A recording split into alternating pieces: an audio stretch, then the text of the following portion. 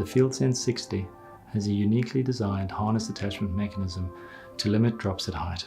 It consists of these two parts which attach onto your harness. The smaller the clip goes behind the webbing where you wish to attach it.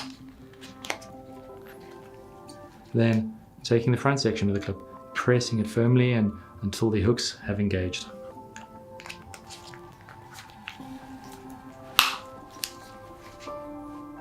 Now that the harness clip is securely attached, move on to the device. Begin by attaching the lanyard itself to the FieldSense 60. Then, the other end is passed into the harness clip at the base. This is also clearly illustrated in the user manual.